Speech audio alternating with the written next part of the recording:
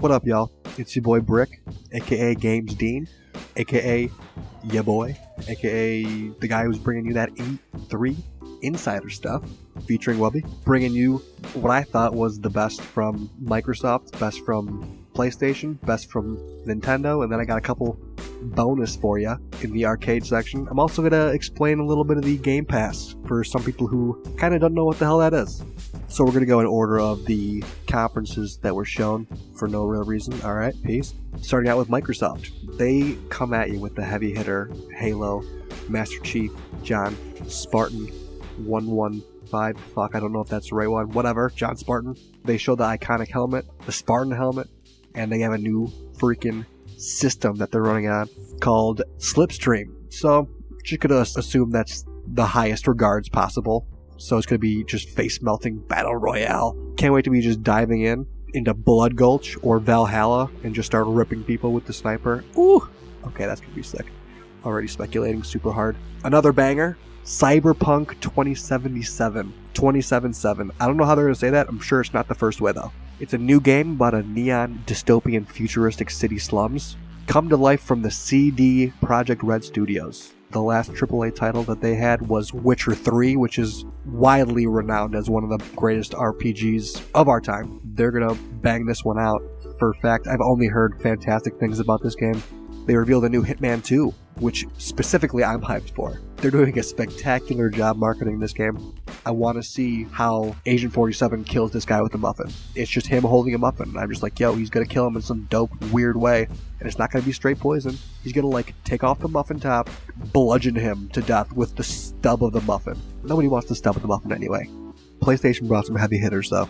I'll admit it. Spider-Man looks next level. The environmental stuff, the web slinging, the mechanics, wall running combos. The animations themselves are cinematic.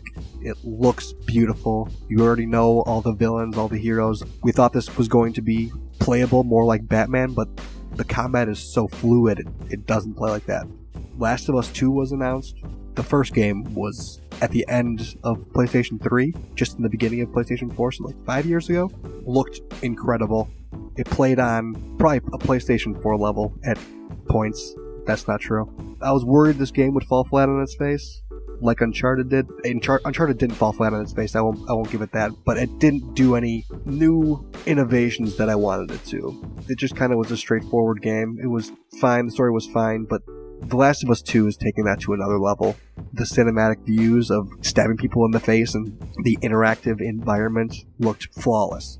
Death Stranding, I don't know what the fuck this game's about. Daryl from The Walking Dead is in it. He's playing the lead. And from what I got, you're just walking around the whole time.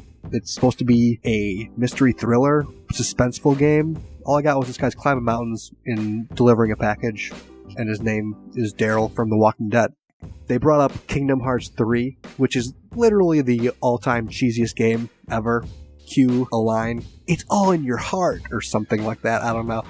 But they really lean into it a million times over, and this game has lost its nostalgia factor for me to a point where if this game came out last year, or even the year before that, I'm all sold. Couldn't be more hyped for it. It's teetering at that edge. The nice part is the combat looks incredible. You can switch your Keyblade, and then all of a sudden it's like a brand new attack, and then maybe you're in a roller coaster, or maybe you summon Wreck-It Ralph forward. They do a really good job with the IP that they have.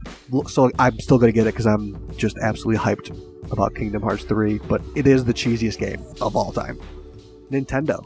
So they just had a 45-minute conference about Super Smash Bros. Ultimate, which is every character ever will be playable in the newest installment of the franchise, except for Waluigi. He's like a cornerstone in a majority of the other games. They're just literally cucking Waluigi for no reason. I didn't know his actual beef. What's the deal? They are adding Ridley, which is a giant Skeletor dragon from Metroid Prime. Splatoon characters. So, cool, I guess. So they're going to have 68 characters, which is something to marvel at in its own. But is this not just a Super Smash Bros. 4.5?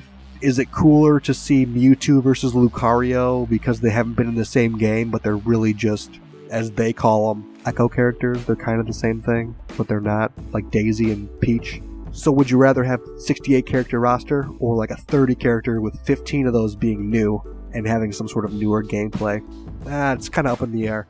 Sakari, the creator of Smash Bros, says he is going to be taking a break from Smash for a while, so this seems like Super Smash Ultimate, taking all the characters, is just one of those, here's my final product, here's everything that I've had into one game, which is a feat in itself, don't get me wrong, but is that what this is coming to? Is this the next turning stone for Smash Bros? Who knows? With these reveals, they take away from that N64, new challenger approaching, warning, GameCube had it too. They still need to add 2, maybe 3 characters at launch. Let's hope they do at least. But Super Smash Bros. 4.5 to Super Mario Party, they lost the numbers for Mario Party, and hopefully they're not going to get that kiddie game anymore. They're going to go back to the OG Mario Party and make it actually difficult and have people be able to win and not have systems in the game where they automatically play catch-up.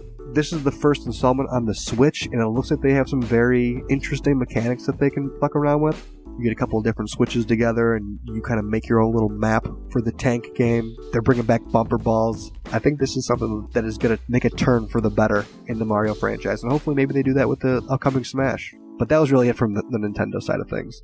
Here are some bangers that I thought kind of stood out in the arcade realm. Starting out with Maneater. You play as a freaking shark, and you run around, swimming around, and just eat the fuck out of people. You just murder people on the beaches.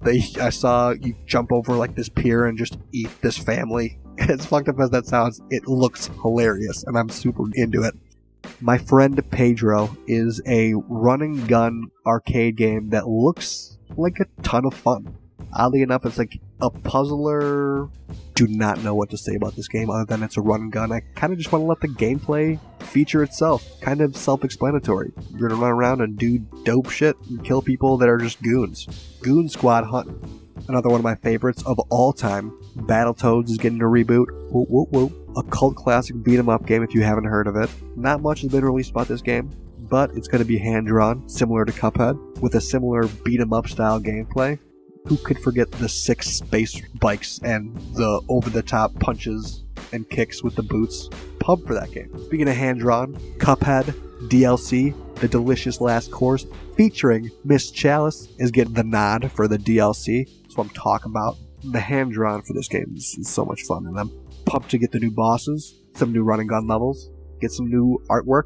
Fucking peace.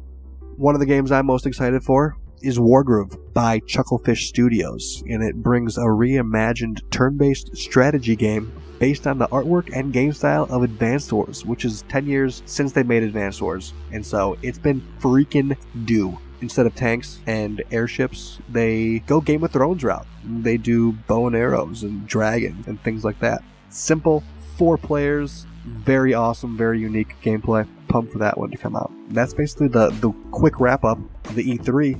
If I had to pick a winner, I gotta pick Microsoft, just because the future of gaming is the route that they're taking. They want to go do game sharing, they want to do crossplay with PC, with Nintendo. They want to do it with PlayStation, but PlayStation won't allow it. They're coming out with a Game Pass, which is basically Netflix for games. So if you don't play that many games, $10 a month, $100 a year, you will get all the first-party games at launch. Halo Infinite when it comes out, Gears of War 5 when it comes out, you'll be able to play those. But it's still a little bit away. But the concept is in the favor of the gamers. Whereas PlayStation, as the share leader of the industry, they're kind of just standing firmly alone in cross-platform, which is unfortunate. They don't want people that buy a game on Xbox to be able to play it with their friends on PlayStation. I guess it's smart business, but it's stupid because the long term, it's going to be better to have an Xbox than a PlayStation, just for that regard only.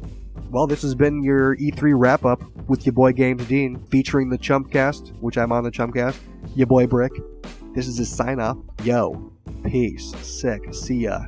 Nice knowing ya. Peace, yo, peace. But seriously, peace. Alright, peace. Nice, peace.